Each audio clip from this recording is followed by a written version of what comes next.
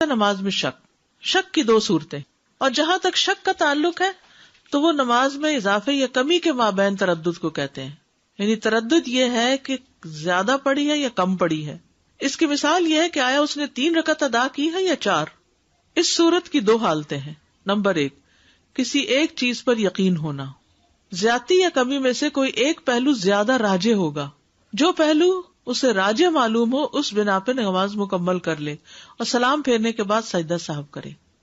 یعنی آپ کہتے 3 یا 4 تو آپ کو یقین زیادہ یہ ہے کہ 4 ہی پڑھی ہیں، لیکن پھر بعد میں سلام کے 2 سجدہ سہو کر لیں. عبداللہ بن مسعود رضی اللہ عنہ سے روایت ہے، انہوں نے کہا کہ نبی صلی اللہ علیہ وسلم نے نماز پڑھائی. راوی حدیث ابراہیم کہتے ہیں مجھے یاد نہیں کہ آپ نے نماز میں اضافہ کر دیا تھا یا کچھ کمی کر دی تھی. جب آپ نے سلام پھیرا تو عرض کیا اللہ کے رسول، کیا نماز کے بارے میں کوئی نیا حکم آ گیا؟ آپ نے فرمایا کیا بات ہے؟ لوگوں نے عرض کیا آپ نے اس قدر نماز پڑھی ہے. ٹھیک ہے، یا زیادہ کر دیا یا کم کر دیا، کچھ گڑبڑ ہو گئی. یہ سن کر آپ نے اپنے دونوں پاؤں موڑے اور قبلہ رخ ہو کر 2 سجدے کر دیے. پھر سلام پھیرا اور ہم سے مخاطب ہو کے فرمایا اگر نماز کے متعلق کوئی نیا حکم آتا تو میں تمہیں ضرور مطلع کرتا، یعنی پڑھانے سے پہلے تمہیں بتاتا کہ اب یہ تبدیلی ہو گئی ہے.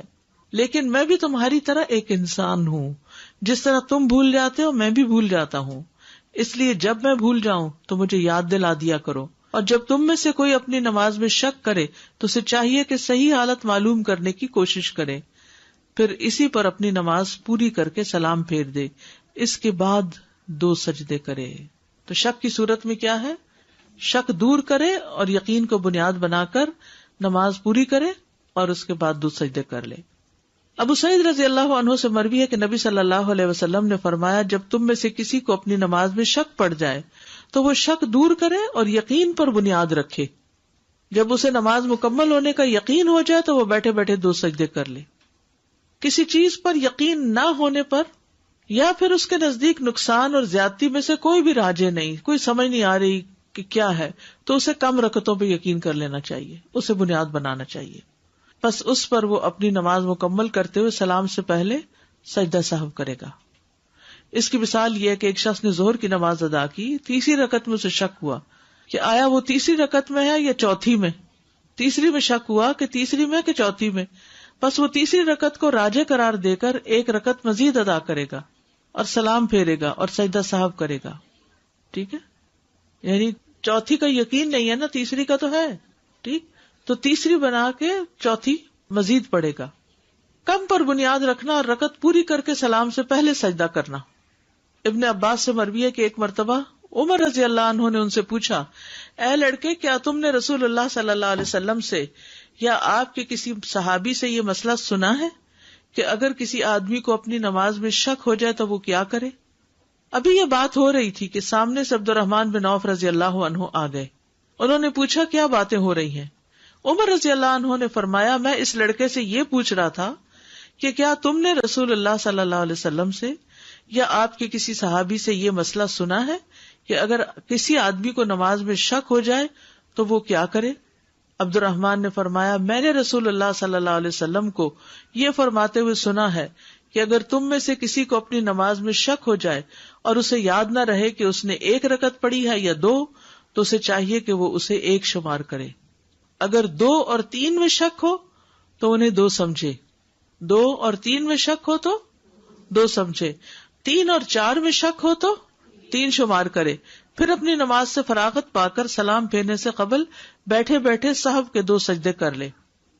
سجدہ سہو کے دیگر احکام. سجدہ سہو نماز کے سجدے کی طرح ہی ہے.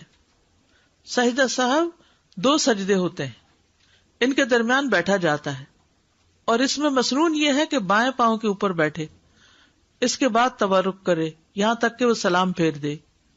کیفیت اور ذکر کے لحاظ سے ان 2 سجدوں کی صفت باقی نماز کے سجدوں جیسی ہے. یعنی جیسے آپ کسی رکعت کے اینڈ میں جا کر 2 سجدے کرتے ہیں نا، تو آپ اپنا پاؤں کیسے کرتے ہیں؟ دایاں پیچھے موڑ لیتے ہیں اور بائیں پاؤں پہ بیٹھ جاتے ہیں، اور جب سلام پھیرنا ہو تو کیا کرتے ہیں؟ نیچے بیٹھ جاتے، تورک کرتے ہیں. تو سجدہ صاحب کے بھی ایسے ہی کریں گے. پہلے سجدے کے بعد جب بیٹھیں گے تو پاؤں کھڑا کریں گے، دوسرے سجدے کے بعد جب آپ بیٹھیں گے تو دونوں پاؤں یا تو باہر نکال لیں گے یا پھر ایک کھڑا کر کے دوسرا پاؤں پنڈلی سے نیچے نکال لیں گے. تورک جس کو کہتے ہیں. سجدہ صاحب میں کیا پڑھا جائے؟ سجدہ صاحب کے لیے کوئی خاص دعا مقرر نہیں.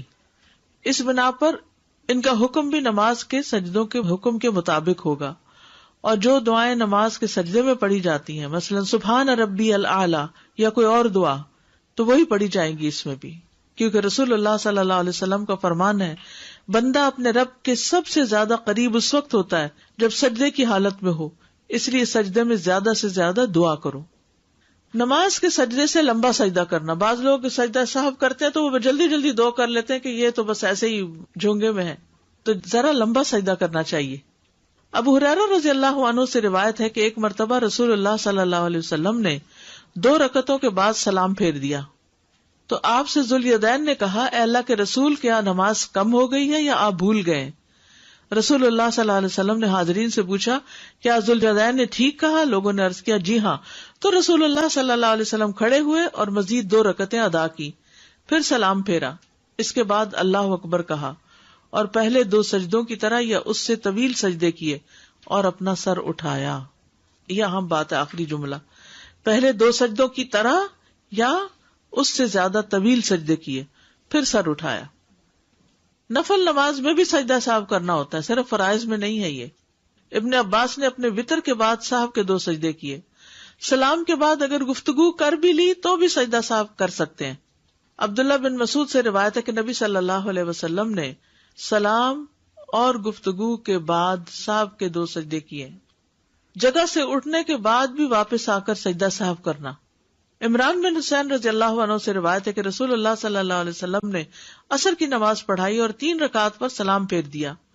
پھر اپنے گھر تشریف لے گئے تو ایک آدمی جسے خرباق کہا جاتا تھا اور اس کے ہاتھ لمبے تھے، وہ آپ کی خدمت میں حاضر ہوا اور آپ سے کہا، اللہ کے رسول، آپ سے جو سہو ہو گیا تھا اس کا آپ کے سامنے تذکرہ کیا.